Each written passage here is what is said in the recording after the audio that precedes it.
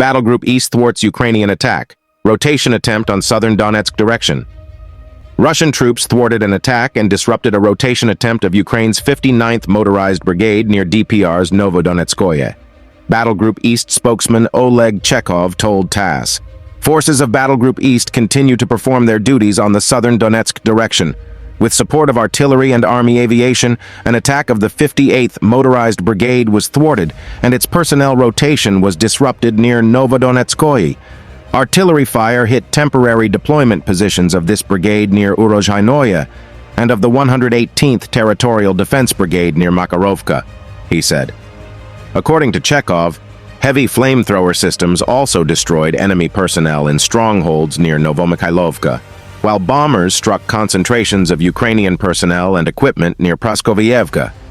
The enemy's losses amounted to up to 80 militants and 2 vehicles, the spokesman added.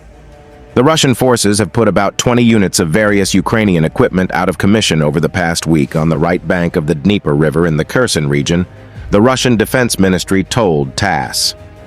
Over the past week, the Russian artillery and attack drones destroyed and put out of action about 20 units of various military equipment and a large number of Ukrainian personnel stationed on the right bank of the Dnieper River, the ministry said.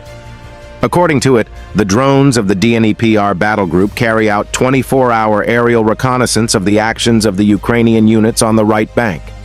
Airborne units regularly detect dugouts with Ukrainian personnel, command and observation posts, various watercraft, radar and communication stations, artillery positions. The coordinates of the detected targets are transmitted to command posts, after which they are destroyed by barrel and rocket artillery fire, the ministry added. Russian fighters are advancing in the Artyomovsk direction. In the Artyomovsky direction, the 106th Airborne Division advanced 2 kilometers near Vesely, northeast of Soledar, military correspondents report. Paratroopers from the 51st Regiment of the 106th Division managed to push 3.5 kilometers forward. More than 10 strongpoints were destroyed and captured. The Ukrainian officer announced the readiness of the Ukrainian armed forces to surrender positions. According to him, Ukrainian troops may change their strategy on the battlefield and surrender some territories, said Officer Artie Green.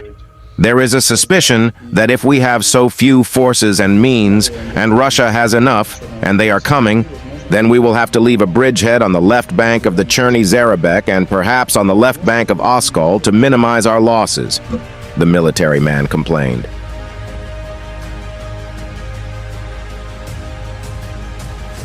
Russian soldiers raised the flag over the liberated section of Mariinka, completing the defeat of the Ukrainian armed forces. Russian fighters celebrate taking control of a new site on the western outskirts of Mariinka by planting the Russian flag on Polygraficheskaya Street. It is reported that only a few demolished houses remain behind the Ukrainian armed forces. On December 1st, Russian troops occupied most of the western outskirts of Mariinka. Likely the city, ruins, has almost completely come under Russian control, Ukrainian military analysts wrote. We can assume that the withdrawal of the armed forces of Ukraine fits into the logic of the transition to strategic defense, as announced by the president. We are moving into a winter defense campaign. Enemy resources justify new defeats. The Russians are advancing along the entire eastern front. The commander of the ground forces of the Ukrainian armed forces, Alexander Syrsky, wrote about this on his channel, noting that the situation for Ukrainian militants is very difficult. Together with the commanders holding the defense in the eastern direction, we analyzed the situation in detail and considered options for further actions.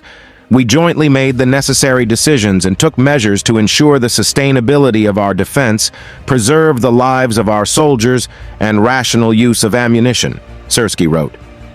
From the statement of the governor of the armed forces of Ukraine, nothing is really clear, but it seems that this is an acknowledgement of the Ukraine has asked the West for 150 aircraft to replace Soviet-made equipment in the country's armed forces.